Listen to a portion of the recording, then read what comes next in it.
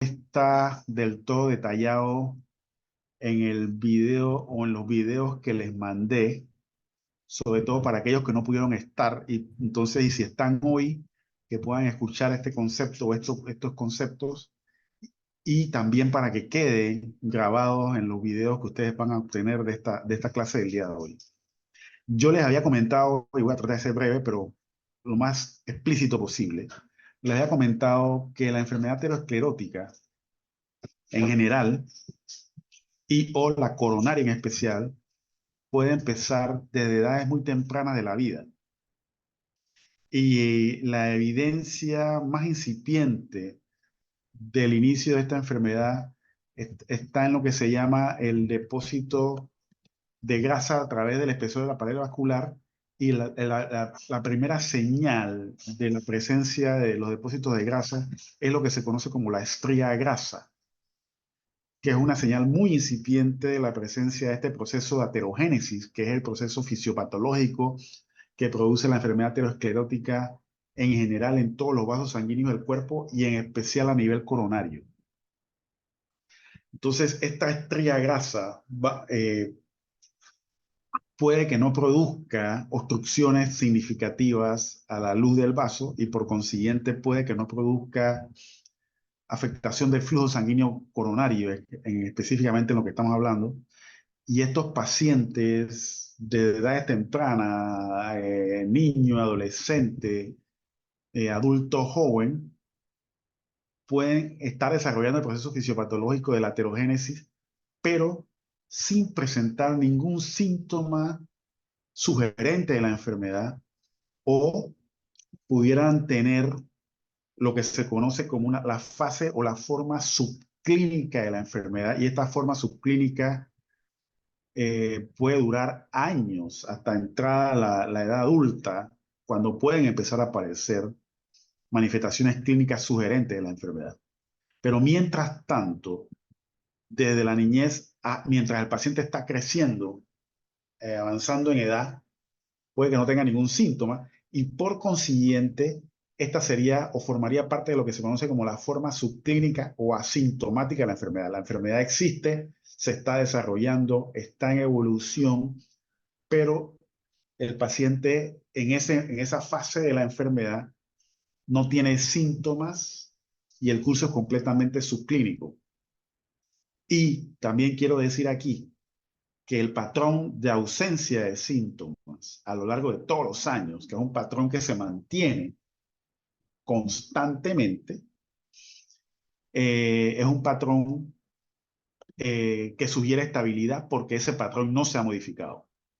El hecho de que el paciente no tenga síntomas o esté en la fase subclínica a través de todos esos años, sugiere que ese es un patrón que se mantiene, un patrón clínico estable, caracterizado por ausencia de síntomas.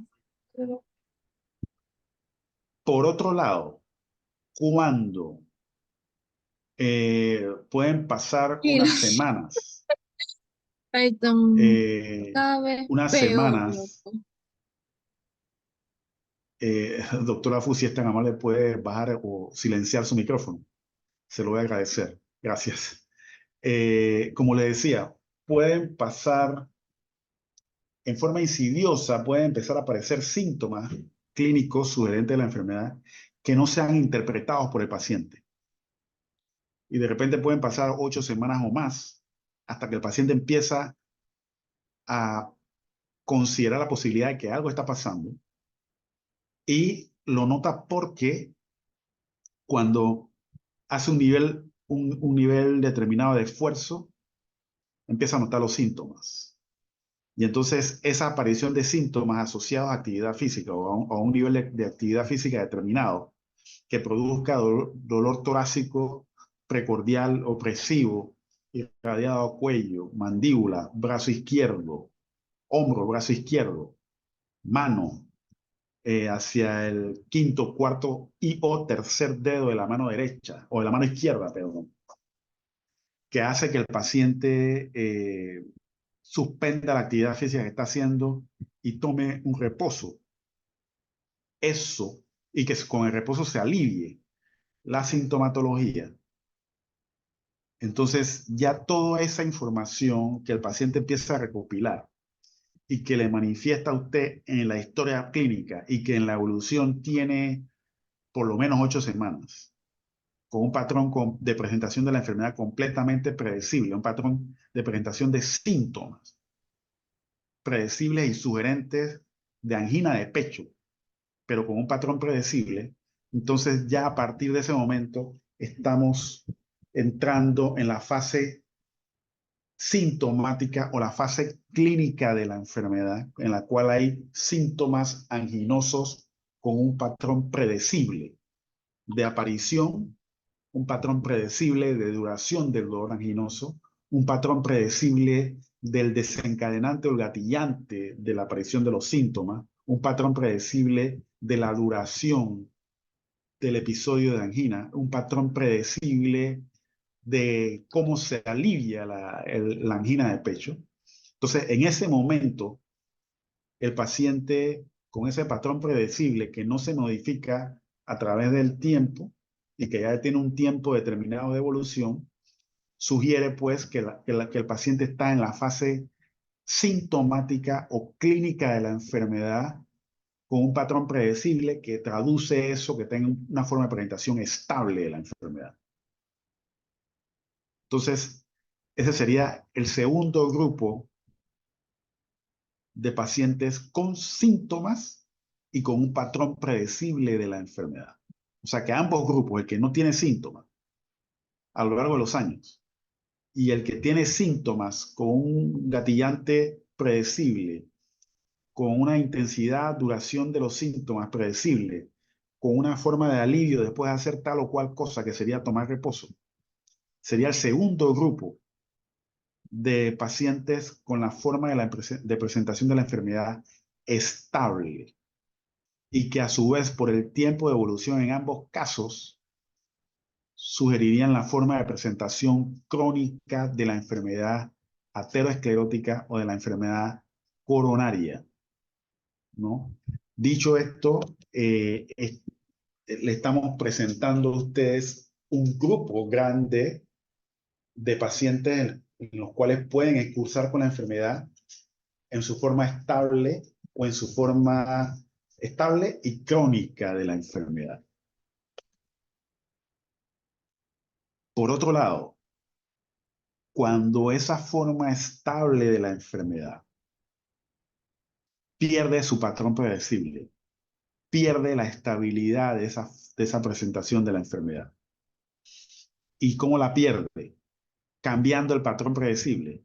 Ahora tiene más episodios de dolor anginoso, aumentando la frecuencia, aumentando la duración de los episodios, disminuyendo la cantidad de esfuerzo que el paciente tiene que hacer para que se presenten los episodios, incluso con episodios en reposo. Entonces, cuando ya varía el patrón de presentación de la enfermedad, que hasta en este momento era crónica y estable, cuando varía completamente al punto de hacerse impredecible, cuando eso sucede, estamos entonces con las formas agudas o inestables de la enfermedad coronaria. Y quiero aprovechar este punto también para decir lo siguiente. Puede pasar que un paciente pase de la forma estable, crónica de la enfermedad, en su fase subclínica, o sea, que no tenga síntomas, y que en forma súbita se inestabilice la enfermedad, pasando entonces a la forma aguda o inestable de la enfermedad, pudiendo ser la primera forma de presentación, como veremos más adelante, que el paciente debute con un episodio de un infarto agudo de miocardio, que es una de las variantes de presentación de la forma aguda o de la forma inestable de la enfermedad coronaria. No sé si esto ayuda a aclarar un poquito lo que traté de explicarles el día de ayer. Si hay alguna duda o pregunta, con mucho gusto. Estamos dispuestos pues a tratar de resolverla. Pero esto es importante que tengamos ese concepto para que podamos entender el espectro completo de la enfermedad coronaria, que abarca En la forma estable, la variante subclínica o asintomática y la variante sintomática o estable crónica de la enfermedad. Tanto la subclínica como la estable son variantes crónicas de la enfermedad. De hecho, a esta forma de presentación clínica estable también se le llama o se le conoce, este es un concepto nuevo, de reciente aparición hace unos años atrás, que esta forma de la enfermedad, la primera que les hablé, se le conoce como síndrome coronario crónico. A este grupo de pacientes en los cuales se incluye la forma subclínica de la enfermedad y la forma sintomática o clínica de la enfermedad con un patrón estable y predecible. A este grupo que acabo de mencionar se les conoce también con el concepto de síndrome coronario crónico. Y por otro lado, a la inestabilización de la enfermedad o a la agudización de la enfermedad, cuya forma de presentación puede darse en forma súbita, como lo ponemos ahí en la diapositiva, se le conoce como eventos isquémicos coronarios agudos o como síndrome coronario agudo. Así que eso es importante que tengamos el concepto o estos conceptos los más claros. En cuanto a al patrón de la presentación estable de la enfermedad, como le decía, está la forma subclínica sintomática o con pocos síntomas o con síntomas muy atípicos de difícil caracterización o de difícil comprensión para el paciente. En el grupo de la presentación estable estaría, como les acabo de decir, pacientes que no tienen ningún síntoma alguno, pero que, y esto es otro concepto importante, en la búsqueda activa de potenciales pacientes con enfermedad coronaria, a ese paciente asintomático se le hace una prueba de provocación de isquemia o un test de isquemia, y esa prueba de tamizaje resulta positiva en un paciente que por lo demás estaba asintomático. Entonces, en ese caso, hemos captado en forma activa, hemos buscado y localizado a un paciente asintomático que tiene enfermedad coronaria que no haya presentado manifestaciones clínicas o síntomas clínicos sugerentes de la presencia de la enfermedad. Y el otro grupo estaría aquel paciente que tiene dolor torácico atípico, no sugerente de angina, pero que a su vez está en presencia de factores de riesgo positivo cardiovascular para enfermedad coronaria. Entonces, en este caso, con factores de riesgo presentes y con síntomas clínicos atípicos, también estaría indicado realizar la búsqueda activa con test de isquemia, y nos llevaríamos sorpresas cuando encontraríamos muchos de estos pacientes que darían positiva a los test de probación de isquemia o a la prueba de tamizaje. Este sería el otro grupo, que serían los sintomáticos, pero que tienen síntomas no clásicos y que pueden hacer que, por el no ser clásicos, pueden hacer que el paciente no busque atención médica.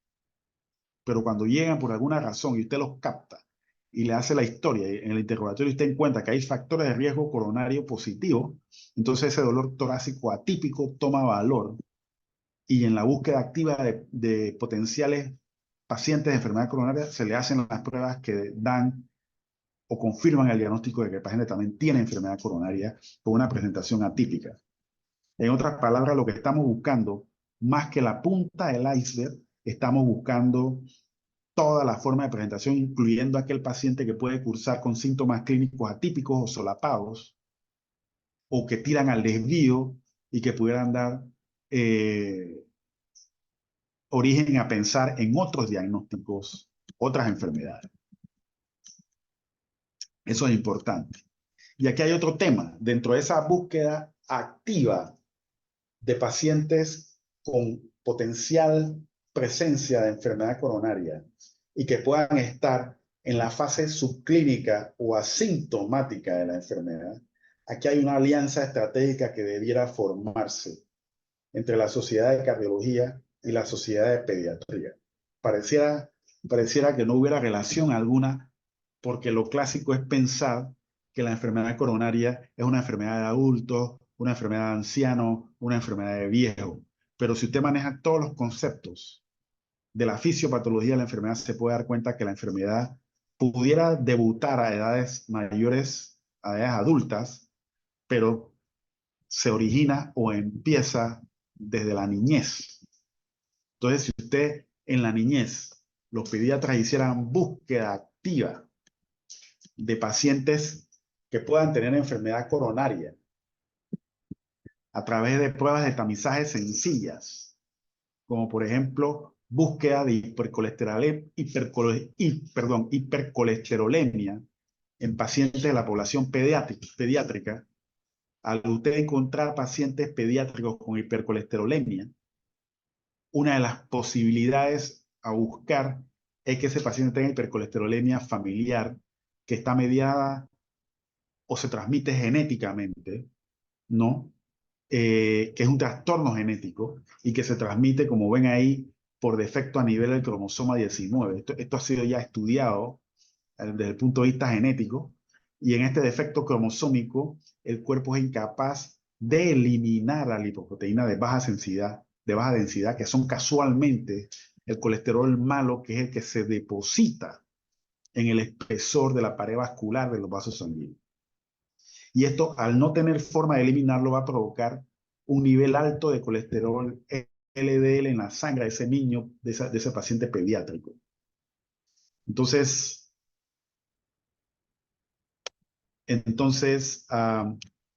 si usted encuentra una población pediátrica con niveles de colesterol exageradamente altos, va a meritar que usted haga medidas de tratamiento para reducir esos niveles de colesterol alto que eventualmente pueden provocar aceleramiento del proceso de aterogénesis en ese niño pequeño, pudiendo provocar inestabilización de la enfermedad o que se presenten las formas agudas graves de la enfermedad coronaria a edades tempranas. Esa es la primera parte de la acción que usted debe tomar si usted considera o encuentra un paciente pediátrico con hipercolesterolemia. Y si le hace el estudio considerando la posibilidad de que esa hipercolesterolemia esté mediada genéticamente. Si está mediada genéticamente, usted tendría que ir a buscar otros casos dentro de los miembros de la familia de ese niño que tenga hipercolesterolemia. ¿Y quiénes serían prácticamente? Estaríamos hablando de la mamá y el papá. Un niño en edad pediátrica, lo más común que tenga es un padre joven de 20 y tantos, 30 y tantos años, que por su juventud consideraría que no tiene que ir a control médico periódico preventivo para valorar su estado de salud general y para prevenir potenciales complicaciones de enfermedades que pudieran estar incubándose en la fase asintomática o en la fase subclínica. Quizá el único contacto que pueda tener ese papá o esa mamá joven con el personal de salud es cuando lleva casualmente a ese niño al control de crecimiento y desarrollo en la consulta de pediatría. Entonces, si una vez captado este niño que tiene hipercolesterolemia, usted hace la búsqueda activa, le da la orden de perfil lipídico al papá y a la mamá, nos podemos llevar sorpresas de que uno de los dos padres tiene el padecimiento de hipercolesterolemia y no había sido diagnosticado. O peor aún, que ambos padres tengan la hipercolesterolemia familiar y que por esa razón haya sido transmitido sí o sí al hijo pequeño. Se transmite de padre a hijo y es dominante la transmisión de la enfermedad, autosómica dominante, ¿no? Y entonces, teniendo esta entidad, pudiéramos prevenir, evitar que se den ataques cardíacos en población joven o incluso lo más temido, que la primera manifestación de la enfermedad coronaria sea un episodio de muerte súbita y que lamentablemente no podamos rescatar a ese joven o esa joven madre o padre del episodio de muerte súbita. Así que este es un detalle que tenemos que tener en cuenta en la población pediátrica si queremos hacer búsqueda activa de casos desde tempranas edades y a su vez buscar padres, madres, incluso tíos, hermanos de los papás, hermanos de la mamá, o seguir buscando hacia los abuelos en la búsqueda activa de la presencia de esta enfermedad. Y nos llevaríamos sorpresa y nuevamente les diría yo que estaríamos descubriendo más allá de la punta del iceberg de la enfermedad, sino a profundidad la cantidad de casos que no son detectados oportunamente. Y de esa forma, como les decía, la enfermedad coronaria puede tener las dos formas de presentación, la presentación estable con la fase asintomática y o la fase sintomática en la cual el paciente tiene angina y que en este caso sea angina de pecho crónica estable. Y por otro lado, está la forma de presentación aguda o inestable en la cual la primera manifestación de la enfermedad puede ser, como les había mencionado, el episodio de muerte súbita, y las otras tres variantes de presentación que sería básicamente la angina inestable y el infarto agudo de miocardio en sus dos formas de presentación. El transmural o el infarto no transmural. Este concepto de infarto transmural y no transmural lo vamos a ver más adelantito para hacer algunas diferenciaciones, ¿no? Pero como le había dicho, lo que está a la derecha de la diapositiva forma parte de las variantes de presentación de la forma aguda o inestable de la enfermedad coronaria. Y que estas formas agudas van a estar mediadas, como lo ven en la diapositiva, cuando se da un accidente de placa con trombosis intraluminal masiva en el vaso sanguíneo donde se da ese accidente de placa, ¿no? Inestabilizando la placa y produciendo un cuadro clínico de inestabilidad de la enfermedad coronaria. Así que la idea es tratar de que la enfermedad no nos gane la carrera, sino que ir a la par de la enfermedad o a tratar de anticiparnos para tratar de establecer medidas preventivas que puedan reducir riesgo de mortalidad y que puedan reducir la afectación de la calidad de vida del paciente que tenga enfermedad coronaria. También en la variante de presentación crónica de la enfermedad entraría aquel grupo de pacientes que ya son conocidos por tener enfermedad coronaria, que tuvieron un episodio de inestabilización aguda de la enfermedad, fueron tratados, superan la fase aguda de la enfermedad con el tratamiento médico o el tratamiento intervencionista, que también veremos más adelante. Y entonces, una vez estabilizados nuevamente, ese paciente que tuvo un episodio agudo, al pasar a la forma estable de la enfermedad, entraría nuevamente al grupo de pacientes con síndrome coronario crónico, aun cuando ya haya tenido un evento isquémico coronario agudo. En ese grupo entrarían estos pacientes luego de que son estabilizados después de un episodio de síndrome coronario agudo. Entonces, como les decía, dentro del grupo de la forma de presentación estable está la forma sintomática en la cual el paciente tiene síntomas anginosos con presentación predecible o un patrón predecible, lo cual sugiere estabilidad y que tiene un tiempo prolongado de evolución, lo cual le da el apellido de crónico también al diagnóstico de angina de pecho crónica estable o angina de pecho estable crónica. Y eso se da cuando tenemos un paciente que clínicamente tiene esto. Usted tiene que pensar que en la arteria coronaria, y voy a tratar de buscar el señalador, en la arteria coronaria hay,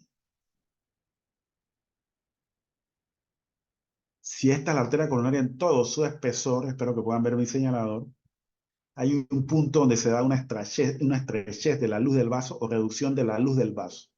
Y se ve algo como oscuro. Bueno, ese espacio oscuro que no se opacifica con el contraste corresponde a una placa de ateroma que está protrudiendo a la luz, y esa placa tiene un volumen lo suficientemente grande para producir afectación del flujo sanguíneo, y que cada vez que el paciente realice una actividad que demande aumentar el flujo sanguíneo, se dé el episodio de angina, porque la obstrucción fija que se produce por la placa de ateroma ubicada aquí, más el fenómeno vasoespástico que va a hacer que el flujo sanguíneo sea muy precario y por consiguiente aparezcan los síntomas anginosos en forma predecible. Ya esto lo mencionamos con la presentación clínica de la angina. Dolor precordial opresivo, generalmente irradiado al brazo izquierdo, desencadenado por actividad física, por estrés emocional, emociones, por cambios de temperatura también, que son factores gatillantes y que obligan a que el paciente guarde reposos, deje de hacer la actividad física que está haciendo y pasados unos minutos, 3 a 5 minutos, el paciente empieza a experimentar alivio sintomático, o sea que se alivia con el reposo. Y esa angina estable es aquella que no ha experimentado cambios en su forma de presentación en las últimas 4 semanas. Y que en ese caso estaríamos hablando de angina estable, y cuyo patrón es predecible, como les decía, de acuerdo al mismo nivel de actividad física. Cada vez que el paciente esté a ese mismo nivel de actividad física, se van a presentar los episodios anginosos. Recalcarles que las emociones, los cambios de temperatura también son factores gatillantes de los episodios anginosos. Y el episodio anginoso que obliga a que el paciente se detenga, tome reposo, tiene una duración de 1 a 5 minutos en el cual el paciente está en reposo y llegando a los 5 minutos el paciente llega a experimentar alivio total de la enfermedad. Y la aparición insidiosa de los síntomas a lo largo del tiempo, que evoluciona lentamente, también va con la presentación de la forma estable crónica de la enfermedad. En un paciente que tenga angina de pecho crónica estable o que tenga, mejor dicho, síndromes coronarios crónicos, para englobar tanto la fase subclínica como la fase sintomática estable de la enfermedad, al examen físico puede haber muy pocos hallazgos o ninguno que apoye el diagnóstico de la enfermedad. De ahí que en su gran mayoría el diagnóstico de la angina de pecho es un diagnóstico clínico que sale del interrogatorio en la historia clínica. Sin embargo, hay algunos hallazgos que no son tan frecuentes y que pueden apoyar el diagnóstico de la enfermedad coronaria, sobre todo, por ejemplo, la presencia del cuarto ruido a la auscultación cardíaca, el S4. Cuando eso sucede y que usted considere el diagnóstico clínico de angina, habría que descartar o hacer un diagnóstico diferencial. ¿Qué condiciones pueden provocar, además de la enfermedad aterosclerótica coronaria, qué condiciones pueden provocar angina de pecho? Y entonces ahí hay un diagnóstico diferencial que hay que considerar. Estenosis valvular aórtica, el paciente que tiene miocardiopatía hipertrófica, el paciente que tiene hipertensión pulmonar.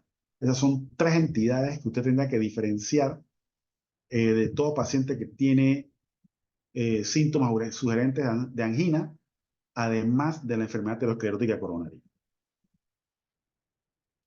¿Cuáles son las características del dolor anginoso clásico? Es centro torácico, opresivo, como el paciente lo puede describir como la sensación del pie de un elefante en su pecho. ¿Qué lo desencadena? Ejercicio, emociones o cambios de temperatura. ¿Cómo se alivia o cómo desaparece el dolor? Esas son preguntas que hay que hacer. Si se mejora con el reposo o si se alivia con nitratos o nitratos sublinguales. Todas esas, las respuestas afirmativas a eso, apoyan el diagnóstico clínico de que el cuadro clínico de su paciente es angina de pecho. Y nuevamente esto que se lo mencioné en las primeras clases, para analizar o hacer el estudio de la semiología del dolor precordial, esta mnemotecnia es de gran utilidad porque le permite obtener toda la información posible del interrogatorio. Y esta mnemotecnia usted la pudiera utilizar en todo síntoma, utilizando los diferentes variables, siempre y cuando aplique. Pero con lo que le quiero decir con esto es que además de tratar de extraer toda la información del síntoma de dolor torácico precordial, igualmente usted en su historia clínica general debe tratar de extraer toda la información posible relacionada a un síntoma X o Y que el paciente presente, según lo que aplique en cada caso. Hay que ser exhaustivo en el interrogatorio para obtener la mayor información posible que le permita elaborar diagnósticos clínicos. Esta es la distribución anatómica del dolor torácico anginoso referido. Y estas son clasificaciones o características clínicas del dolor torácico. En el caso de angina típica, básicamente cumple con las tres características que voy a mencionar. La ubicación del dolor, dolor retroesternal, el carácter de dolor opresivo, con una duración característica de 3 a 5 minutos y que obliga a que el paciente descanse y en 3 a 5 minutos se alivie. Factor desencadenante causal, actividad física, estrés emocional o cambios de temperatura. Y cómo se alivia con el reposo, como les había dicho, o nitratos sublinguales. Esas son las tres características clásicas, típicas, que permitirían entonces, si usted las encuentra, si cuenta las tres, entonces es muy posible que el episodio de dolor que su paciente tiene se considere angina típica o angina clásica. Si por el contrario usted encuentra dos de esas tres características, entonces tendríamos lo que se conoce como angina atípica, probable, quizá todavía no categórica, pero probable. Y en el caso en el cual solo haya una o ninguna de estas tres características, entonces estaríamos hablando de un dolor torácico de baja probabilidad de angina o de etiología no cardíaca en la caracterización del dolor. Entonces, algunas palabras en cuanto a la anatomía donde se da la enfermedad coronaria. La enfermedad coronaria, cuando estamos hablando de enfermedad coronaria, es una enfermedad que se da en los vasos sanguíneos coronarios, y valga la redundancia, pareciera una tontería lo que estoy diciendo, que son las arterias que discurren o que viajan a través del espesor del músculo cardíaco y que se conocen como arterias epicárdicas y que son las arterias de más grueso calibre y que son las que nosotros podemos visualizar con el estudio de angiografía coronaria. Como lo ven ahí en chiquito, en esta parte de la diapositiva, aquí está un catéter en el nacimiento de la coronaria izquierda, se inyecta medio de contraste que pacifica la arteria y usted puede evaluar cómo se pinta esa coronaria y puede buscar áreas de estenosis o de estrechez de ese vaso sanguíneo y que muy probable sea mediado por depósitos de placas de ateroma. En el dibujo de al lado, de la derecha, les estoy esquematizando pues una forma más amplia, más visible, las arterias coronarias, pero aquí aprovechando la diapositiva, esta es una arteria coronaria izquierda que tiene obstrucciones severísimas, como lo ven ahí donde estoy señalando con el puntero, en varios puntos de la arteria coronaria. Y esas obstrucciones severísimas van a estar mediadas por placas de ateroma. Por otro lado, en esta que correspondía a la arteria coronaria derecha, ustedes ven que su trayecto se corta abruptamente. Debiera llevar este trayecto como lo pongo yo con el señalador, pero se corta abruptamente, lo cual sugiere que hay una oclusión coronaria total a este nivel en la coronaria derecha. Esta es una coronaria que está ocluida totalmente por una placa de ateroma que ya cerró la luz totalmente del vaso y por ese vaso no hay circulación. Entonces, estas son un dibujo bastante esquemático del árbol sanguíneo coronario, pero a su vez trato de esquematizarle con unos vasos coronarios enfermos, como lo ven aquí en esta arteria, que es rama de la coronaria izquierda, la más grande de las dos, que se conoce como la arteria descendente anterior, y esta que es la más pequeña de las dos, que también se ve en enfermedad, como lo ven aquí, aquí y a este punto, viene siendo la circunfleja, que es la otra rama de la coronaria izquierda. Y lo que está aquí en el nacimiento de la coronaria y este tramo grueso, antes de que se divida en ramas, se conoce como el tronco común de la coronaria izquierda. Entonces, aprovechando ese dibujo, ustedes ven, hemos revisado un poquito la anatomía coronaria, a su vez se les ha esquematizado cómo se ven las obstrucciones coronarias o las estenosis coronarias, y a la vez también se esquematiza cómo se coloca un puente o un bypass coronario, que en este caso es un puente venoso y es una vena que se toma de la extremidad inferior, una parte de la vena safena, que se extrae de la pierna y entonces un extremo se anastomosa a la raíz de la aorta y el otro extremo se anastomosa distalmente a los sitios de la obstrucción, creando una ruta o una vía alterna o adicional para la irrigación de ese vaso sanguíneo coronario que está enfermo, proximalmente al sitio donde se anastomosó el puente o el bypass coronario, ¿no? Que es una de las modalidades de tratamiento de esta enfermedad, que es la cirugía de corazón abierto con colocación de bypasses coronarios. Más adelante veremos, cuando hablemos de tratamiento, esta y otras modalidades de tratamiento de la enfermedad coronaria. Así como les hablé de que en la anatomía de la enfermedad coronaria esto se da a nivel de los vasos de más grueso calibre, que son las arterias epicárdicas, también tengo que decirles que en la anatomía de la arteria coronaria hay vasos del más fino calibre, que son arteriolas, capilares, vénulas, que nosotros por su pequeñísimo diámetro no podemos visualizar en la angiografía coronaria. Esto correspondería ya a la microcirculación o a los vasos microvasculares coronarios. A este nivel que nosotros no alcanzamos a ver con la angiografía coronaria, también se da enfermedad aterosclerótica con obstrucción y afectación del flujo sanguíneo coronario, que igualmente va a provocar síntomas clínicos anginosos. Así que esto es importante que no lo pierdan de vista. En relación al diagnóstico, el diagnóstico, como les había mencionado, es un diagnóstico eminentemente clínico que nace inicialmente de la información que usted obtiene de la dolencia principal de la enfermedad actual, sumado a los antecedentes del paciente, que en los cuales, en esos antecedentes, usted va a buscar la presencia de factores de riesgo coronario o factores de riesgo cardiovascular, que mientras más factores de riesgo haya, aumenta el riesgo de que ese paciente tenga desarrollando en sus coronarias enfermedad aterosclerótica. Otro examen, además de la historia clínica del examen físico, que en algunos casos puede que no arroje mucha información el examen físico, pero hay un examen importante de gabinete, que es el electrocardiograma, que puede ayudar a orientarnos al diagnóstico. Sin embargo, hay un porcentaje significativo de casos, y más aún porque este estudio es tomado con el paciente acostado en reposo, que puede suceder que el electrocardiograma sea completamente normal, y eso no descarta la presencia de la enfermedad. El hecho de que sea normal no descarta la presencia de la enfermedad.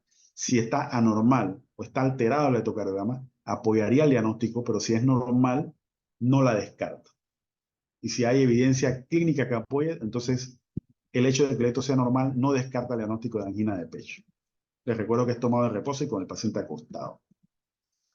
Unas palabritas del electrocardiograma, que estoy seguro que ya ustedes están tocando estos temas en la interpretación del electrocardiograma. Yo se lo voy a poner sencillo, del papel tan importante y trascendental que juega el electrocardiograma en el diagnóstico de la enfermedad coronaria en todas sus variantes de presentación. Y se lo voy a poner a manera de una ecuación. Cuando hablamos de isquemia, tenemos que fijarnos en la conformación de la onda T. Cuando hablamos de lesión, tenemos que fijarnos en el segmento ST, si el segmento ST está por arriba o por debajo de la línea imaginaria de base. Si está por arriba o por debajo de la línea imaginaria, entonces ya eso nos hace un diagnóstico de que el paciente tiene una lesión coronaria aguda, y hay dos variantes de esa lesión, que también la veremos más adelante.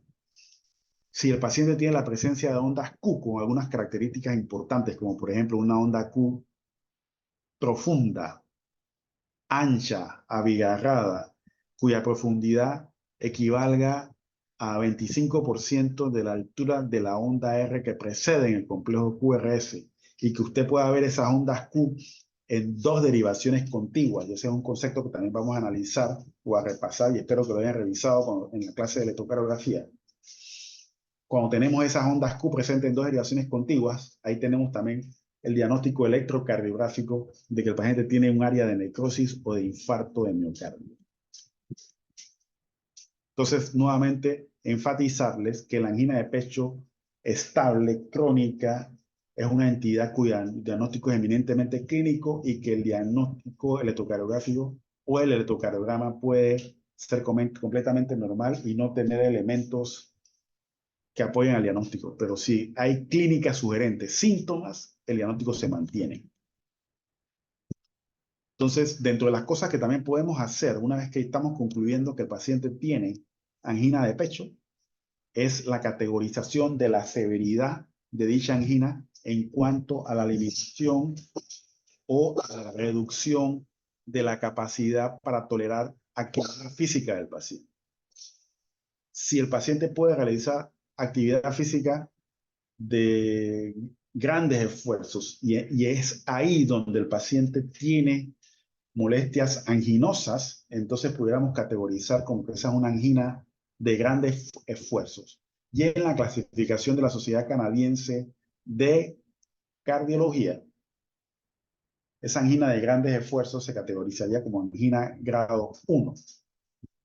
A medida que vamos avanzando, si la angina aparece con cada vez menos nivel de esfuerzo, medianos esfuerzos, estaríamos hablando de angina clase 2.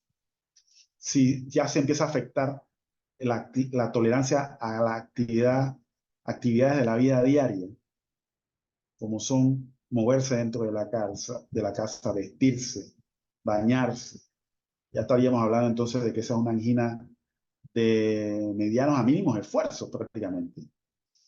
De mínimos esfuerzos, entonces en la clasificación estaríamos hablando de una angina grado 3. Y si tenemos un paciente que tiene angina incluso en reposo, estaríamos hablando de la angina más severa, que es angina de grado 4. Mientras mayor sea la escala o el grado que tenga la angina, más severidad tiene e implicaría pues a la vez más severidad de la enfermedad coronaria porque es más limitante para realizar actividad física. En cuanto al tratamiento de la angina de pecho estable, lo que buscamos es controlar el avance de la enfermedad, disminuir la aparición de síntomas, controlar los síntomas, mantener la enfermedad estable, mejorar la calidad de vida, lo que implica mejorar la tolerancia a la actividad física, por supuesto evitar infartos agudos de miocardio y por supuesto evitar muerte súbita y reducir el riesgo de morir por esta enfermedad. Entonces, hay un grupo de medicamentos que se los esquematizo aquí al lado, en la parte derecha de la diapositiva.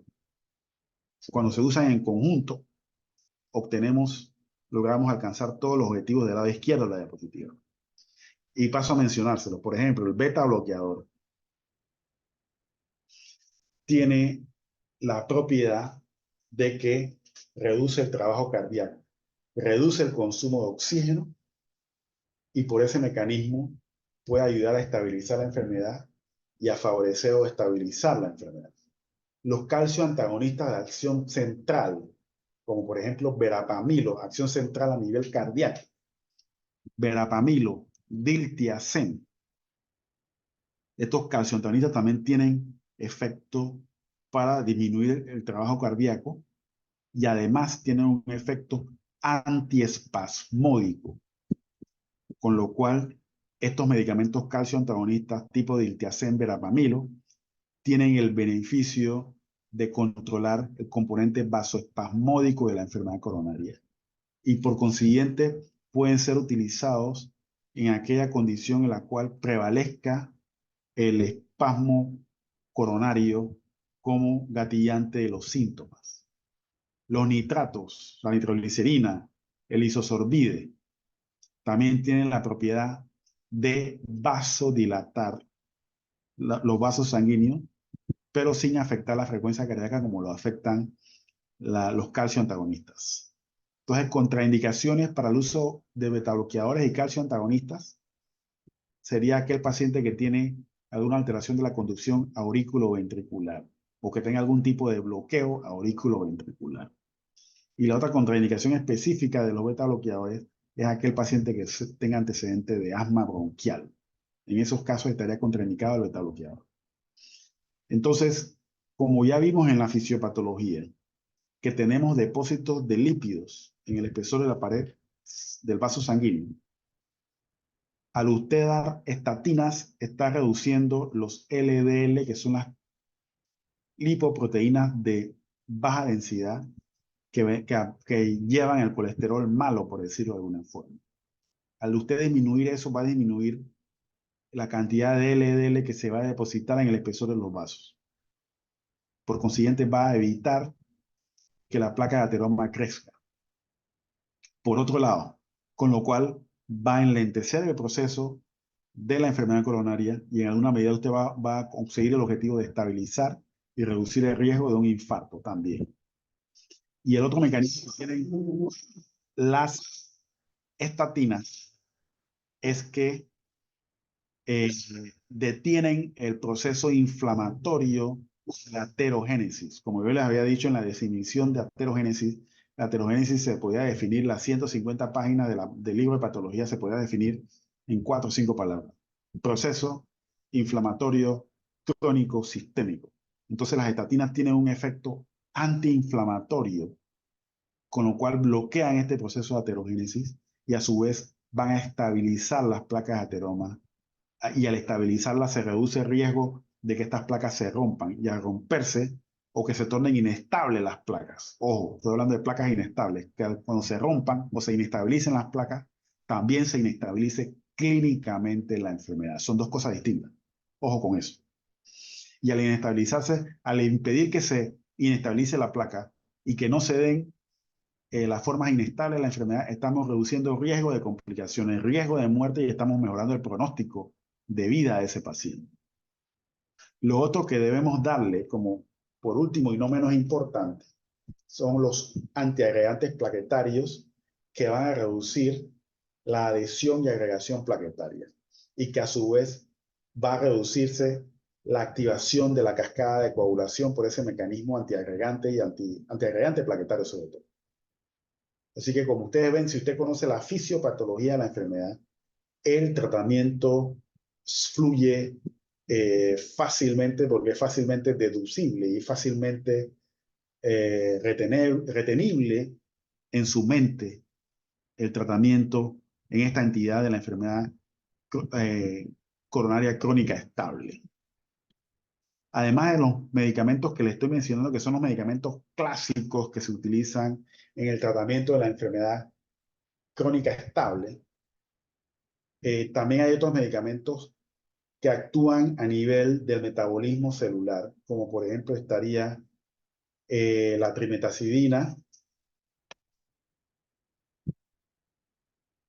como lo ven aquí, que actúa a nivel celular, la ivabradina, que actúa a nivel del nodo sinusal, produciendo enlentecimiento de la activación del nodo sinusal para la liberación de estímulo eléctrico, con lo cual se va a lograr un efecto enlentecedor de la frecuencia cardíaca. Y ese efecto enlentecedor de la frecuencia cardíaca va a ayudar a que el corazón trabaje menos y por consiguiente consuma menos oxígeno. Y por ese mecanismo la ivabradina tiene un papel crucial en el tratamiento de la enfermedad coronaria estable en su presentación de angina estable crónica. La trimetazidina tiene la bondad de que va a nivel del ciclo de Krebs del miocito, va a producir ATP al menor gasto energético, o sea que va a producir energía o ATP en la forma más eficiente, disminuyendo pues el consumo de ATP y por consiguiente también ayudando a que el miocito funcione mejor en su función de contracción y de paso al funcionar mejor se logra estabilizar la enfermedad coronaria. La ranolacina es otro medicamento también que actúa a nivel del metabolismo celular, mejorando pues la tolerancia a actividad física y disminuyendo los episodios de angina de pecho, con lo cual se logra estabilizar al paciente. Aquí en esta diapositiva les esquematizo a qué nivel actúa la trimetazidina o Vastarel a nivel del ciclo de Krebs, inclinando pues la balanza hacia la glucosa, la glicólisis, para producir más ATP al menor esfuerzo energético de la célula, ¿no? Con lo cual también se va a reducir la acidosis, se va a reducir la producción de lactato, que en el contexto de aumento de ácido láctico hay menos oxigenación que va a predisponer entonces la aparición de más síntomas anginosos. Y estamos hablando a nivel celular, a nivel de ciclo de Krebs, de fosforilación oxidativa, como ya ustedes debieron haber visto a nivel de bioquímica. Entonces, ¿por qué es importante o qué beneficios tenemos de reducir la frecuencia cardíaca en un paciente que tiene angina de pecho estable? Como les había dicho, se disminuye el consumo de oxígeno, se alarga el tiempo de diástole, con lo cual se favorece el llenado de la cavidad ventricular y a su vez se favorece el flujo sanguíneo coronario que se da en esa fase del ciclo cardíaco. Se aumenta el umbral de arritmias, con lo cual se disminuye el riesgo de la aparición de arritmias malignas en el contexto de un paciente que tiene enfermedad coronaria. Y se disminuye el efecto aterogénico del cizallamiento a nivel de la placa de ateroma que se da con cada contracción del músculo cardíaco. Entonces, al reducir la contracción del músculo cardíaco, se reduce ese cizallamiento de la placa que aumenta el riesgo de rotura de la placa de ateroma con consiguiente complicación o inestabilización de la enfermedad coronaria. ¿Cuáles son las complicaciones? De hecho, un paciente que tiene la forma de presentación estable, que se complica, sencillamente pasa de la fase estable a la fase inestable. ¿Y cuáles son los componentes de la fase inestable de los eventos isquémicos coronarios agudos o inestables? Son lo que se conoce como síndrome coronario agudo, que básicamente son angina de pecho, infarto agudo de miocardio. Y otras complicaciones que podemos tener mediadas por la enfermedad coronaria de múltiples vasos, es la insuficiencia cardíaca, y también por, al favorecerse el umbral de arritmias, estos pacientes con enfermedad coronaria pueden tener un episodio de muerte súbita que puede ser la primera manifestación de la enfermedad, como les había dicho. La primera y la última si el paciente no es rescatado de la muerte súbita. Entonces aquí hay una cadena de eventos cardiovasculares que empiezan desde la fase más incipiente, en el estadio de adolescencia, adulto joven, con la aparición de los factores de riesgo, que son los que van a poner el pie en el acelerador para que se dé el proceso de aterosclerosis a nivel vascular en general, en todo el cuerpo, y a nivel coronario, a nivel específico, provocando pues que se desarrolle la enfermedad coronaria y que una vez que se deposita una cantidad importante de placa, empieza a condicionarse isquemia, y al condicionarse isquemia pueden aparecer los síntomas clínicos clásicos de angina. Y cuando esa placa se complica con trombosis masiva intraluminal y fenómenos vasoespásticos, esa enfermedad coronaria estable que condicionaba isquemia en forma estable, con la conjunción de trombosis coronaria o trombosis intraluminal masiva, entonces ese elemento es el que estaría faltando conjuntamente con el vasoespasmo coronario para que se den los eventos isquémicos coronarios agudos, dentro de los cuales estaría el miocardio, el infarto agudo de miocardio, con la pérdida de tejido muscular cardíaco que va a afectar su funcionamiento de bomba, y al afectar su funcionamiento de bomba se van a liberar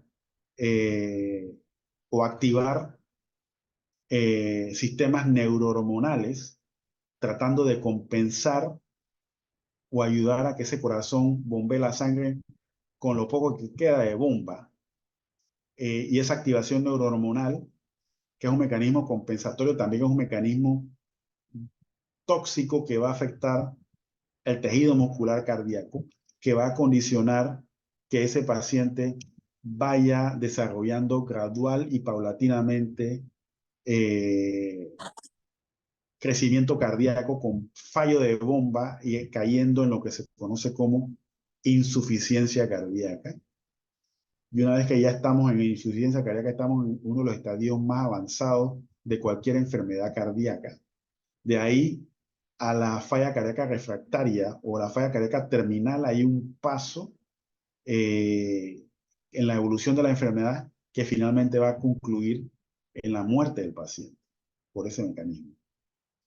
Luego del infarto agudo de miocardio también hay fibrosis con formación de focos ectópicos de activación eléctrica, lo que se conoce como inestabilización eléctrica del corazón de ese paciente, disminuyendo el umbral para la aparición de arritmias malignas que pueden condicionar muerte súbita y que por ese mecanismo, por ese otro mecanismo, estos pacientes afectados de enfermedad coronaria pueden fallecer. Si se fijan, esto es una cadena de eventos que va a llevar al paciente desde los factores de riesgo y que se desarrolle y acelere la aterogénesis a complicaciones de todo tipo a lo largo de su vida, incluyendo ya en la fase más avanzada de la enfermedad, insuficiencia cardíaca y muerte del paciente. De ahí que, para que tengamos una idea de la evolución de la enfermedad coronaria, la fase crónica de la enfermedad va a estar dada básicamente por la aterogénesis, disfunción endotelial que afecta la balanza de ese vaso sanguíneo entre vasodilatación y vasoconstricción, que serían básicamente los componentes de la enfermedad aterosclerótica estable. Pero cuando a ese componente actual se le suma el componente de accidente, de inestabilización de placa con accidente de placa, que no es más que la ruptura de placa, que condicione sangrado masivo intraluminal, con activación y agregación plaquetaria, activación de la cascada de coagulación, en una palabra lo que va a formarse es una trombosis masiva intraluminal. Y cuando tenemos trombosis masiva intraluminal, ya tenemos una enfermedad aterosclerótica inestable. Y de ahí que William Osler, el de los nódulos de Osler que veremos más adelante, fue el que acuñó esta frase que tiene mucha sabiduría. Nacemos y vivimos con aterosclerosis a lo largo de toda nuestra vida, haciendo referencia a que esto nos acompaña desde que nacemos. Pero cuando esa aterosclerosis se complica con trombosis masiva intraluminal, nos va a llevar a que muramos. Como dice él ahí, morimos con trombosis. Haciendo referencia a que en la fisiopatología de los eventos isquémicos coronarios agudos, importante tiene que estar el componente trombótico masivo intraluminal dentro de la fisiopatología. Y este pensamiento también tiene mucho que ver con la necesidad de la detección, de la búsqueda activa, detección temprana de pacientes con esta enfermedad para reducir el riesgo de complicaciones y mejorar el pronóstico. Y aquí entra, y como ven, que esta enfermedad también evoluciona en insuficiencia cardíaca. Este caballero hace 2 siglos también esbozó esta frase o este pensamiento que dice: la verdadera esencia de la medicina cardiovascular está en la identificación de la insuficiencia cardíaca en su fase inicial. Si lo hacemos más amplio, podríamos decir, está en la identificación de la enfermedad cardiovascular desde sus fases iniciales. Aquí terminamos esta parte. Si hay alguna pregunta o comentario de lo que hemos mencionado hasta aquí, si no, comparto inmediatamente esta diapositiva o este grupo de diapositivas en los cuales nuevamente enfatizamos un poquito más sobre el concepto de angina de pecho estable, en la cual pues hay placas ateromas que obstruyen significativamente la luz del vaso y que van a producir el enlentecimiento del flujo, y que cada vez que el paciente haga una actividad física determinada, un nivel determinado de actividad física, van a provocar los síntomas anginosos que van a obligar a que el paciente guarde reposo, y al guardar el reposo se va a disminuir hasta desaparecer los síntomas anginosos. Y detrás de esos síntomas anginosos, cuando eso se da, debemos considerar que hay una placa que produce una estenosis del vaso sanguíneo coronario afectado de por lo menos un 60-70% de estenosis. Por definición, cuando ya tenemos este tipo de síntomas anginosos con un patrón predecible de presentación. Aquí está la anatomía topográfica de la irradiación del dolor torácico, como ya se lo había mencionado. Y nuevamente recalcarles que la angina de pecho estable tiene un patrón de presentación predecible en relación a actividad física o en relación, básicamente actividad física. Y que la evolución de esta enfermedad es insidiosa a lo largo del tiempo. Los episodios son de corta duración, de 1 a 5 minutos. Esta clasificación ya la vimos. El EKG puede ser normal y bueno, esto parece que, me van a disculpar, pero parece que lo estoy repitiendo. Pero cuando hablamos, y aquí es donde quería llegar, cuando hablamos de la fisiopatología de los síndromes coronarios agudos, que son la fase inestable o aguda de la enfermedad coronaria, debe coexistir. Además, vuelvo y repito, de depósito de placa de ateroma, disfunción endotelial con fenómeno vasoespástico coronario. Además de estos componentes que le estoy mencionando, debe existir activación y adhesión plaquetaria que active la cascada de coagulación para que se forme el trombo intraluminal masivo. Y cuando se da eso, este es un componente que falta para que tengamos entonces la forma inestable y aguda de la enfermedad, que tiene sus varias formas de presentación, como les había dicho. Y aquí hay un concepto de placa estable y placa vulnerable o inestable, que es distinto al concepto de enfermedad estable y el concepto de enfermedad inestable. Cuando decimos placa inestable o placa vulnerable, es aquella placa que pudiera tener alguna ruptura, pero que no necesariamente va a producir una trombosis intraluminal masiva, puede producirse un pequeñito sangrado autolimitado en forma inmediata, activación de coagulación y de cicatrización que sellen el sangrado, y entonces en ese caso esa placa vulnerable tuvo un accidente de placa sin expresión clínica. No sé si eso se está entendiendo. Se pueden dar pequeñas rupturas de placa, pero que no tengan expresión clínica y por consiguiente no van a tener el reflejo de reagudización o inestabilización de la enfermedad. Cuando esa ruptura de placa produce una trombosis intraluminal masiva, entonces esa placa inestable que se rompió o que se accidentó va a producir entonces un evento isquémico agudo o un evento de inestabilización que básicamente son angina inestable, infarto de miocardio y la muerte súbita, ¿no? Que son los componentes o las formas de presentación de la parte o de la forma inestable o aguda de la enfermedad. Esto también quería hacerles mención de estas diapositivas, cómo el estrés puede participar en la fisiopatología de los eventos isquémicos coronarios agudos.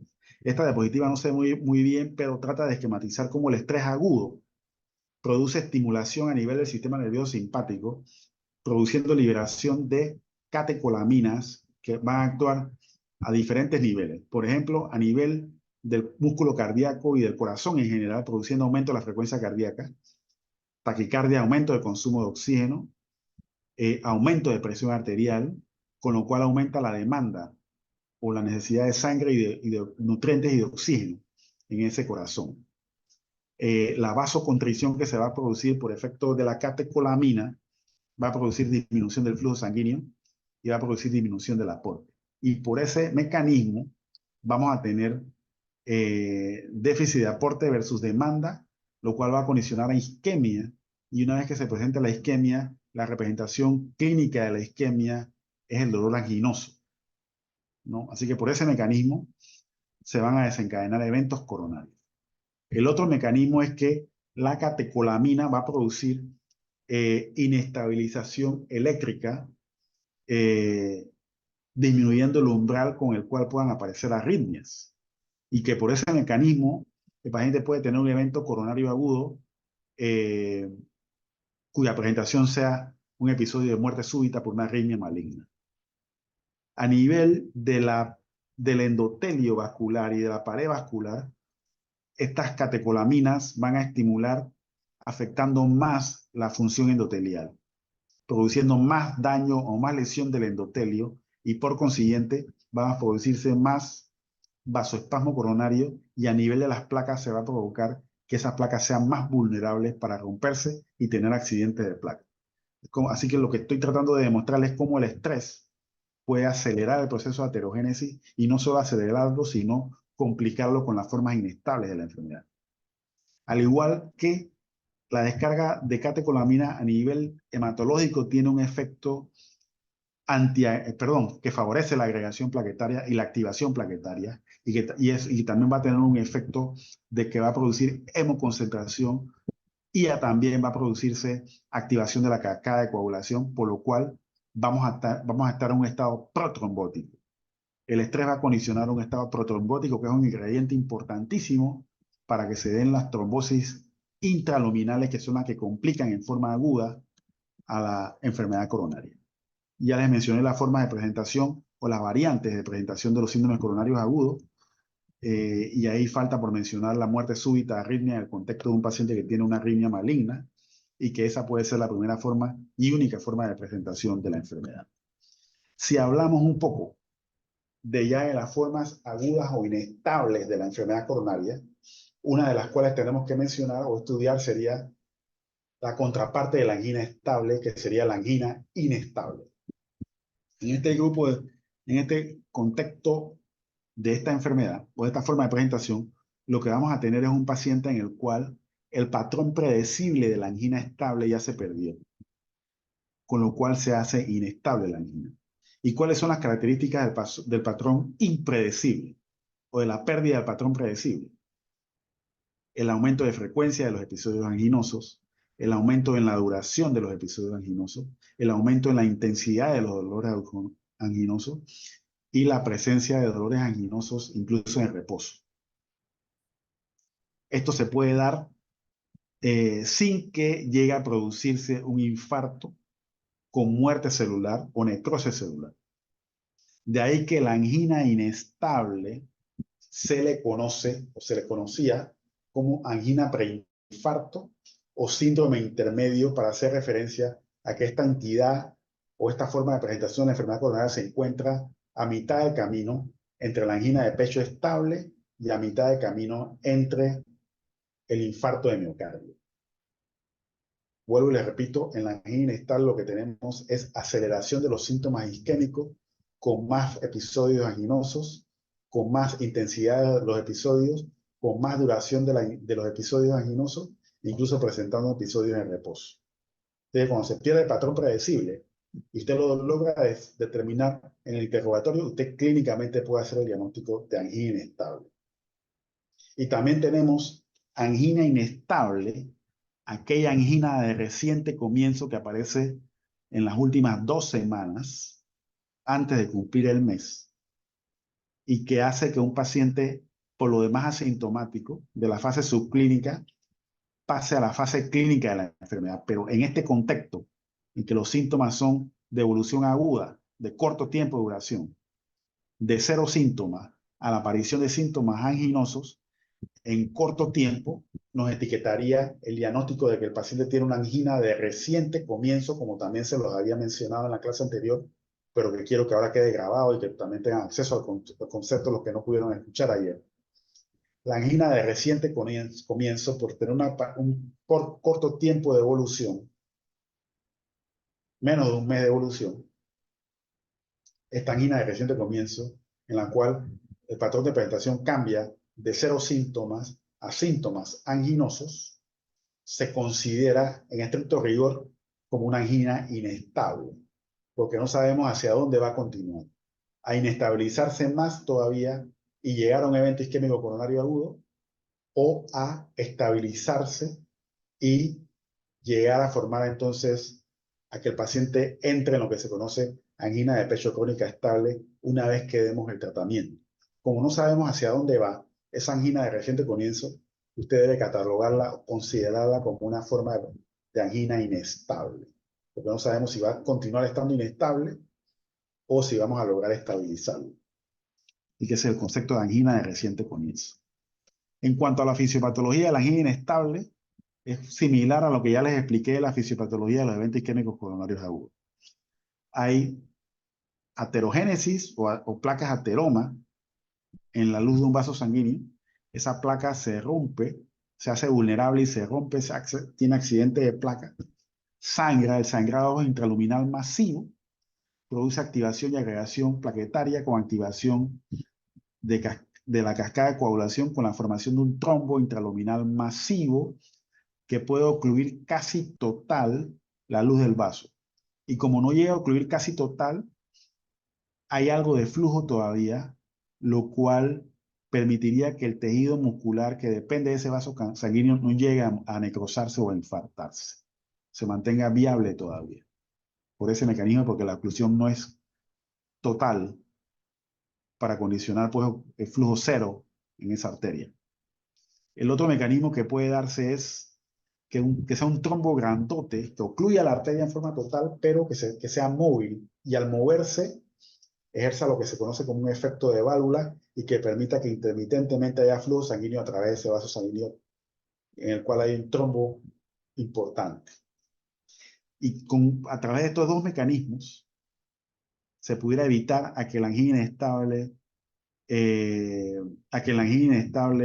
haya tejido muscular que muera.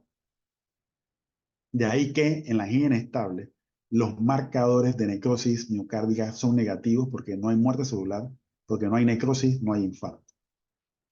Y la otra cosa que puede evitar en el contexto de una oclusión total de un vaso, puede evitar a que se consolide el infarto en ese territorio, es que en los vasos aledaños se haya formado circulación colateral que permita perfundir este territorio por otras vías alternas y que aun cuando se da la oclusión total de ese vaso, no se consolida el infarto porque hay abundante circulación colateral que permite llevar sangre a ese territorio. Ese sería el otro mecanismo por el cual en la angina inestable no se consolida el infarto. Y concepto básico y fundamental, al igual que en la angina de pecho estable, el diagnóstico o el criterio, el único criterio que usted necesita para el diagnóstico de angina de pecho estable y para el diagnóstico de angina de pecho inestable es el criterio clínico. Los demás criterios pueden ser normales y no descartan el diagnóstico. Como por ejemplo, ¿qué otro criterio utilizamos? El criterio electrocardiográfico. Si no hay datos sugerentes o signos electrocardiográficos categóricos para hablar de isquemia y que el electro sea esencialmente normal, no se descarta el diagnóstico de angina de pecho estable o angina de pecho inestable según la condición clínica del paciente. Y en ese caso usted está obligado a tomar electros seriados para poder comparar unos con otros y ver los cambios sutiles que se pudieran presentar en el tiempo, que pudieran sugerir isquemia por la inversión de la onda T o que pudieran sugerir lesión por el desnivel o infradesnivel del segmento ST, como lo vemos en estos electros comparados. En el de la izquierda usted ve que no hay desnivel del segmento ST en ninguna de las derivaciones y las ondas T se mantienen positivas, donde tienen que estar positivas. Así que este es un electro que no aporta nada para el diagnóstico del evento isquémico coronario agudo, pero no lo descarta tampoco. Y con buen tino, si se toman electros varias horas después, usted puede comparar entonces y ver cómo este electrocardiograma cambia. Aquí lo ven a nivel de B4, B5, B6, cómo se infradesnivel del segmento ST, lo cual sugiere lesión coronaria aguda, y cómo se negativiza la onda T, lo cual sugiere isquemia también. En forma aguda, sobre todo si usted puede compararlo con el trazo previo donde no había ninguno de esos hallazgos. Entonces, estos hallazgos que aparecen en el tiempo, en la evolución de la enfermedad, aportan información valiosa que le da fuerza al diagnóstico. Pero la ausencia de ellos no descarta el diagnóstico. Espero que ese concepto esté quedando claro, ¿no? La ausencia no lo descarta, la presencia lo apoya. Y en esta página del libro de cardiología del doctor Guadalajara, en esta gráfica y lo que está dicho al pie de página, se simplifica o se resume en forma muy importante cómo se hace el abordaje utilizando los diferentes criterios. El clínico, el electrocardiográfico y enzimático para determinar y estratificar qué diagnóstico tiene su paciente o todo aquel paciente que tiene un evento isquémico coronario agudo según los hallazgos que haya. Si tiene un electrocardiograma en el cual hay elevación del segmento ST acompañado de síntomas clínicos, el supradesnivel o la elevación del segmento ST en el electro en dos derivaciones contiguas es el segundo criterio que usted necesita de los tres que hay, porque el tercero es el enzimático. Teniendo ese criterio electrocardiográfico y el cuadro clínico, ya tiene dos criterios de tres que le apoyan su diagnóstico y en este caso le apoyarían el diagnóstico de infarto agudo de miocardio con elevación del segmento ST, que es un tipo de infarto en el cual se da ese cambio electrocardiográfico. Si por el contrario, usted tiene un paciente en el cual no hay elevación del segmento ST en el electro y tiene clínica sugerente de angina inestable, y usted quiere definir o afinar si su diagnóstico es angina inestable versus el otro diagnóstico que sería infarto agudo de miocardio sin elevación del segmento ST, entonces usted requeriría la realización de pruebas seriadas en diferentes horas de enzimas cardíacas. Si las enzimas cardíacas no se elevan o son negativas, eso le dice a usted que no hay muerte celular, no hay necrosis y por consiguiente no hay infarto. Entonces, si no hay infarto, el diagnóstico clínico que le está quedando y que usted está confirmando entonces es el diagnóstico de angina inestable, ¿no? Así que esto que le estoy acabando de explicar es lo que traduce toda la explicación que se deriva del análisis, de la revisión, de la gráfica que aparece en la parte superior de la diapositiva y de la explicación que aparece en el pie de página que acompaña esta diapositiva. Eh, entonces, unas palabras en relación al tratamiento de la angina inestable. Como ustedes pueden ver en esta diapositiva, hay similitudes en relación al tratamiento de la enfermedad estable de angina de pecho estable. Como ustedes pueden ver, entre las similitudes están el uso de beta bloqueadores, de calcio antagonistas, el uso de nitratos, el uso de estatinas. Y hay unas diferencias importantes que paso a enumerárselas a continuación. En el tratamiento de un paciente que tiene angina inestable, que forma parte de los síndromes coronarios agudos. O sea, usted, si recuerda la fisiopatología, hay activación y agregación plaquetaria y hay activación de la cascada de coagulación. Y eso está en evolución en el momento que se está desarrollando el síndrome isquémico coronario agudo o el síndrome coronario agudo. Por lo cual, entonces aquí la diferencia, una de las diferencias fundamentales en el tratamiento de la angina de pecho estable versus el tratamiento de la angina inestable es que usted va a seguir utilizando antiagregantes plaquetarios, pero en forma reforzada. En vez de utilizar uno, usted va a utilizar dos antiagregantes plaquetarios que actúen por mecanismos distintos para reforzar el efecto antiagregante y para reforzar el efecto antiestimulación de la cascada de coagulación, por un lado. Y por otro lado, hay otro principio de tratamiento que usted va a utilizar porque ya hay un trombo intraluminal masivo formándose en evolución. En ese caso, usted tiene que utilizar medicamentos que bloqueen la cascada de coagulación, como son las heparinas, en sus diferentes formas de presentación, la heparina intravenosa y la heparina subcutánea, cuyo mecanismo de acción para bloquear la cascada de coagulación es el efecto antitrombótico. Bloquean la formación del trombo. Entonces, otras consideraciones adicionales que no existían en el tratamiento de la angina inestable es que vamos a tener un paciente ansioso, y ya ustedes vieron cómo el estrés o la ansiedad emocional puede ser gatillante para empeorar la fisiopatología de la enfermedad isquémica coronaria aguda. Entonces usted tiene que modular o reducir o controlar la ansiedad, el estrés en su paciente para que se disminuya la liberación de hormonas catecolamínérgicas. Entonces, por esa razón, usted tiene que utilizar medicación ansiolítica en el tratamiento de un paciente que tiene angina inestable.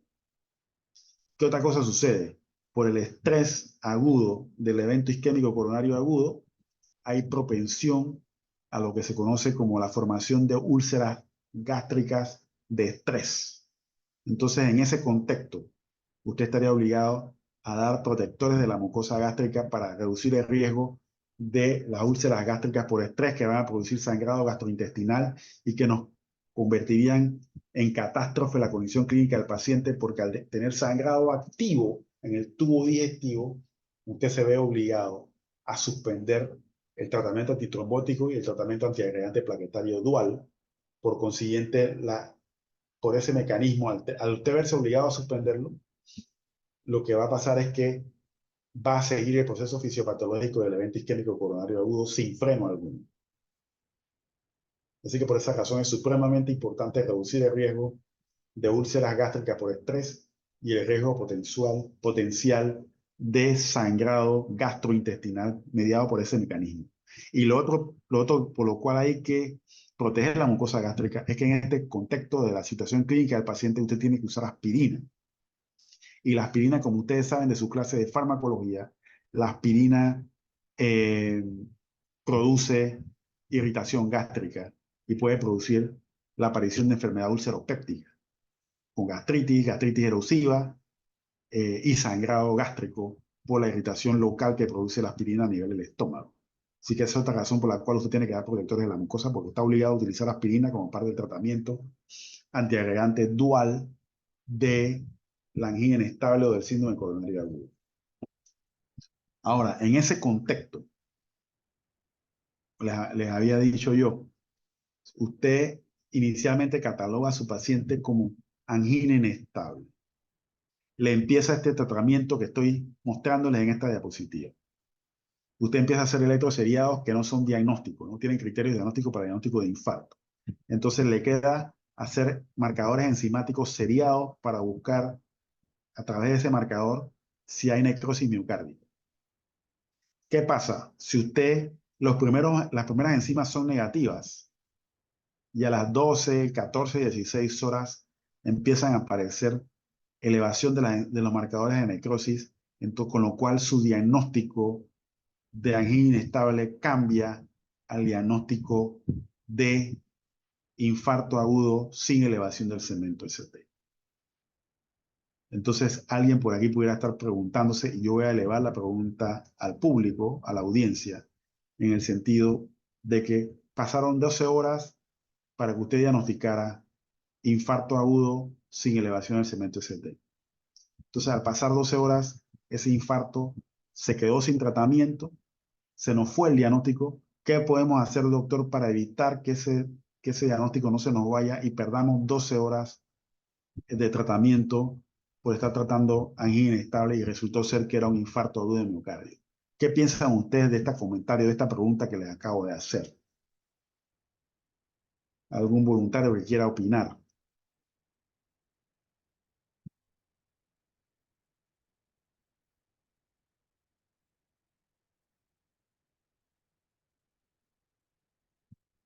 No hay voluntarios.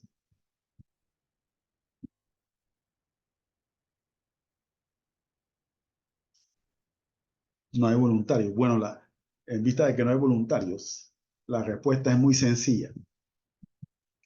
El tratamiento médico, tal como ustedes lo ven esquematizado aquí, de la angina inestable y el tratamiento médico del infarto agudo de miocardio sin elevación del segmento ST es exactamente el mismo que están ustedes viendo en pantalla. Es exactamente el mismo. Así que mientras se define si es angina inestable o infarto agudo de miocardio sin elevación del segmento ST, usted está dando tratamiento médico para ambas entidades, con lo que está esquematizado aquí.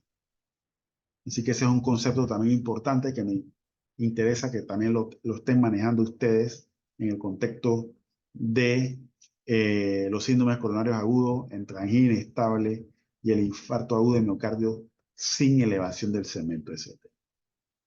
Hablemos unas palabras en los últimos minutos que nos quedan para comenzar a hablarles del tema de infarto agudo de miocardio, en el cual usted tiene el criterio electrocardiográfico de elevación del segmento ST en dos derivaciones contiguas, por lo menos. Esta definición de infarto es la misma que aplicaría para el infarto agudo sin elevación del segmento ST, porque en el infarto agudo sin elevación y el infarto agudo con elevación, en ambos hay necrosis de una zona de músculo cardíaco, a consecuencia de isquemia, acompañada por trombosis masiva coronaria intraluminal. Y como les había dicho a lo largo de esta noche, en la evaluación de los eventos isquémicos coronarios agudos, usted, sobre todo del infarto agudo, usted requiere la presencia de 3 criterios para hacer el diagnóstico de infarto. Vuelvo y les repito, para el diagnóstico de angina de pecho, ya sea estable o inestable, con solo el criterio clínico ya usted tiene el diagnóstico, porque el electrocardiográfico puede ser normal y el enzimático va a ser negativo. Con el criterio clínico, ya usted hace el diagnóstico de angina de pecho en sus dos formas de presentación, ya sea estable o inestable. Pero para el diagnóstico de infarto, usted requiere evaluar 2 criterios adicionales, el criterio electrocardiográfico y el criterio enzimático. Entonces, aquí vamos a tocar rápidamente un par de conceptos importantes. El infarto agudo con supra de nivel del segmento ST, que es lo que quiere decir estas siglas que están aquí, es el infarto en el cual se afecta el espesor total de la pared del músculo cardíaco afectado. Por consiguiente, al afectarse el espesor total de la pared, a este infarto con supra de nivel del segmento ST o elevación del segmento ST, también se le conocía en la nomenclatura anterior como infarto transmural, porque toma el espesor total de la pared. Y al tomar el espesor total de la pared, todo ese tejido que se va a necrosar se va a convertir en un tejido que no tiene actividad eléctrica o un tejido inactivable. Y el reflejo de esa inactivación eléctrica es la aparición de ondas Q en el territorio donde se dio el infarto transmural. De ahí entonces que a este infarto con elevación de segmento ST, que se le conoce como infarto transmural, también se le conoce como infarto con onda Q, eh, onda Q, ¿no? Esa es otra nomenclatura que quiere decir lo mismo de lo que estoy tratando de mencionar. Por otro lado, cuando en el infarto agudo no hay elevación del segmento ST o sin supra de nivel del segmento ST, ese es un infarto que va a tomar, que no toma el espesor total de la pared y que va a tomar básicamente lo que está en contigüidad con el endocardio, que correspondería a la porción del subendocardio, que está en íntima relación con la cavidad ventricular. Entonces, como no toma el espesor de la pared, no va a producir inactivación eléctrica de esa pared total.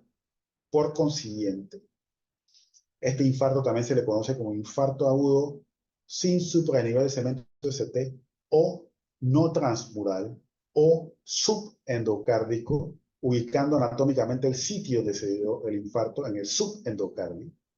Y por consiguiente, como no toma el espesor total de la pared, es un infarto que se considera sin onda Q.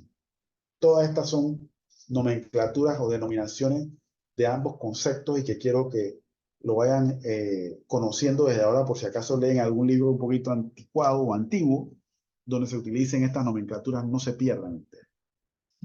Y la angina inestable o ángulo inestable, ya vimos la fisiopatología en presencia de gran circulación colateral y aquí no hay necrosis de tejido muscular cardíaco, por consiguiente los marcadores enzimáticos son negativos en la angina inestable. Nuevamente, esta diapositiva, donde trato de enfatizarles nuevamente la importancia de tener claros los conceptos. ¿Cuál es el cuadro clínico de un paciente que tiene infarto agudo de miocardio? El cuadro clínico es un dolor intenso, progresivo, prolongado, que puede estar durando más de 20-25 minutos de duración. Muy intenso, de 1 a 10 en la escala de dolor. El paciente puede quejar que tiene 9 de 10, 10 de 10, 8 de 10. Y con la irradiación similar al dolor anginoso, pero lo que lo diferencia de la angina del infarto es la gran intensidad y la duración en el tiempo. Puede tener más de 25 minutos o incluso más de duración, e incluso el paciente puede llegar al cuarto de urgencia con un dolor de 1 hora de evolución o más incluso. Y entonces, en ese caso, cuando tenemos eso, ya por la duración, en forma clínica, usted debe empezar a sospechar la posibilidad de que ese paciente se esté infartando. La radiación es similar al dolor anginoso. Sin embargo, este sería el cuadro clínico clásico del infarto agudo.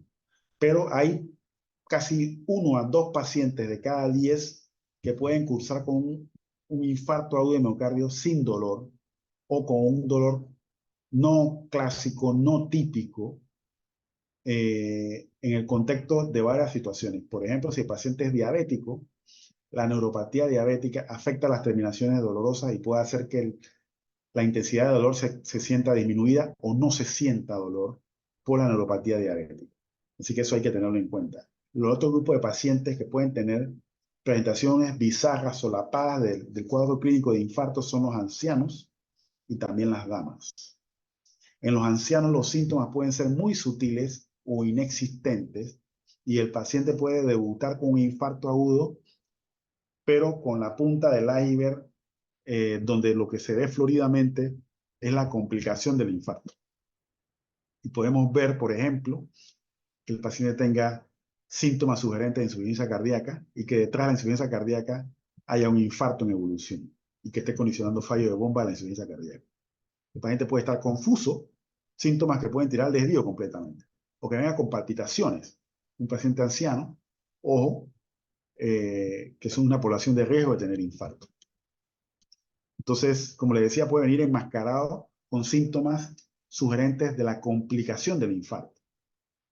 Si se produce una embolia de un coágulo que migró de la coronaria hacia el cerebro, por ejemplo, el paciente puede llegar con un infarto complicado con un cuadro clínico de enfermedad cerebrovascular por una embolia cerebral. O si el territorio que se está infartando es muy grande, el paciente puede tener lo que se conoce como síndrome de bajo gasto, por el bajo gasto cardíaco, por el gran territorio del músculo afectado y que va a producir fallo de bomba. Y por ese síndrome de bajo gasto, el paciente también puede cursar con episodios sincopales. También puede cursar con cuadro clínico de edema pulmonar o también puede, a consecuencia del infarto, en evolución se puede producir como complicación una complicación eléctrica que sea una arritmia maligna que puede provocar que el paciente caiga en paro respiratorio, cardiorrespiratorio o muerte súbita y que una vez reanimado de ese episodio de muerte súbita, entonces haya que buscar las causas de por qué hizo muerte súbita y una de las causas más frecuentes es que tenga un infarto agudo en evolución. Lo otro es que el paciente venga con síntomas clínicos en la esfera gastrointestinal. Quiero advertirles que por ubicación anatómica, la pared inferior o diafragmática del músculo cardíaco y en relación también con órganos del tubo digestivo. Entonces, como la inervación es compartida, cuando hay un infarto de pared inferior, que es el clásico que puede producir esto, el paciente puede venir con síntomas clínicos gastrointestinales como náuseas, vómitos, incluyendo episodios diarreicos.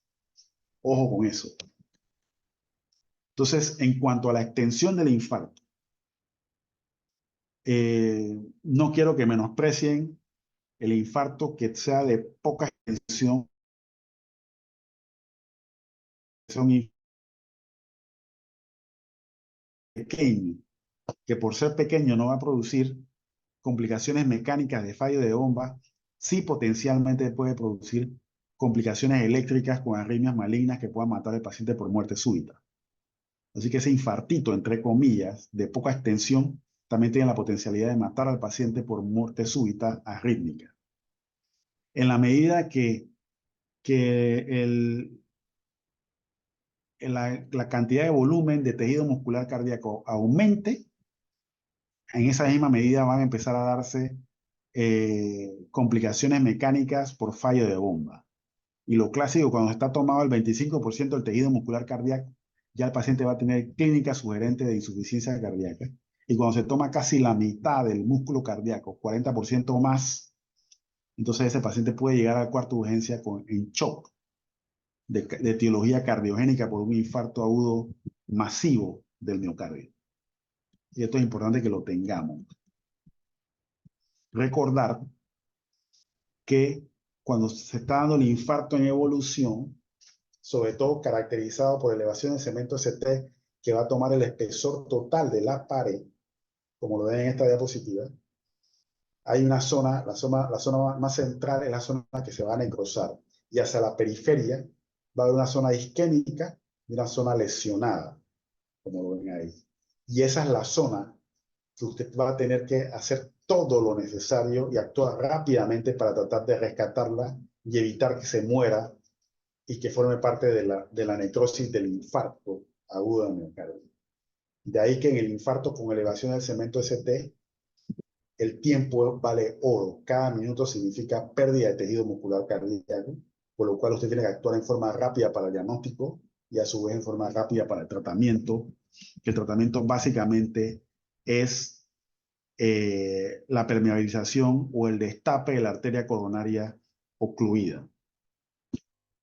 ¿Y cuál sería la fisiopatología del infarto agudo de miocardio? Se las puedo resumir en 6 palabras. Oclusión total coronaria trombótica vasoespástica aguda. El orden puede variar, puede ser oclusión total trombótica vasoespástica coronaria aguda. Esas 6 palabras está la definición de la fisiopatología del infarto agudo de miocardio. Y si usted recuerda esas 6 palabras de la fisiopatología, usted puede entonces establecer las medidas de tratamiento sin que se le quede ninguna de las medidas necesarias de tratamiento del infarto agudo, sobre todo en el contexto de un infarto con elevación del segmento ST.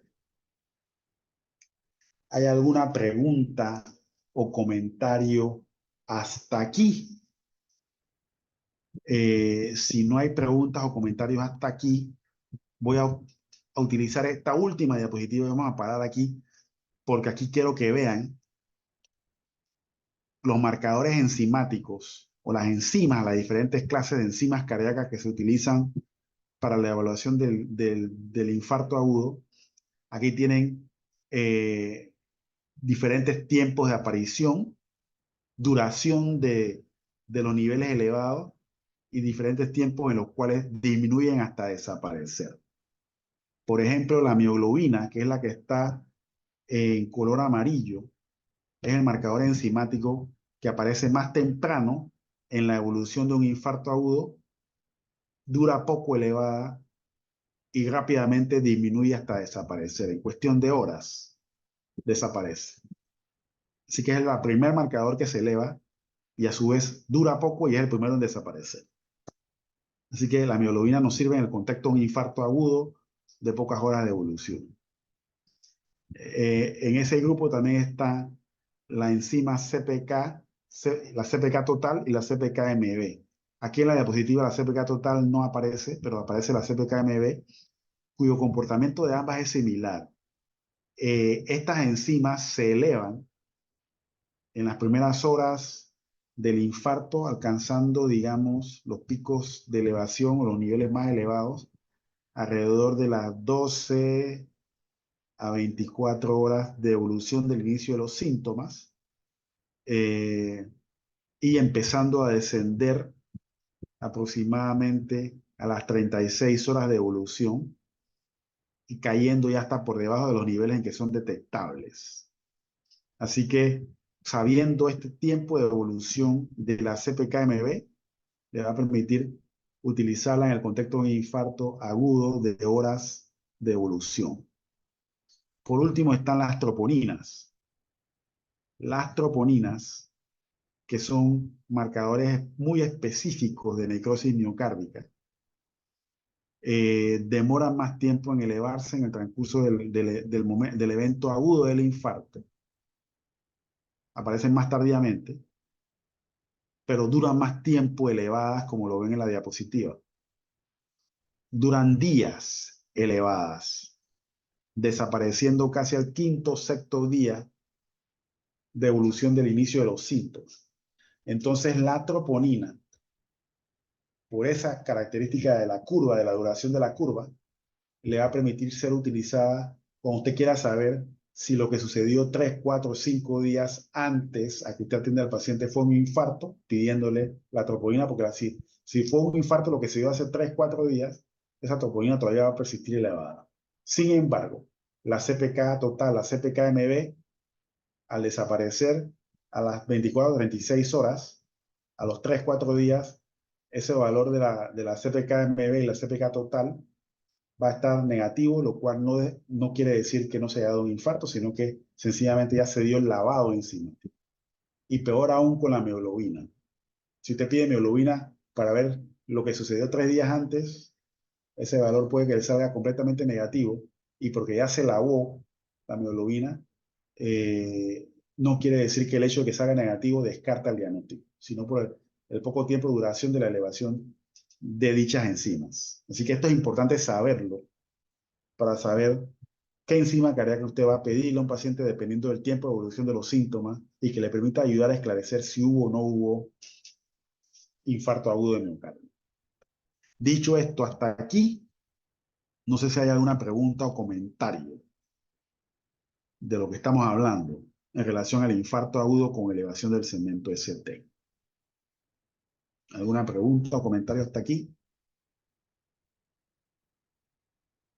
Parece que todo está quedando claro entonces. Si todo está quedando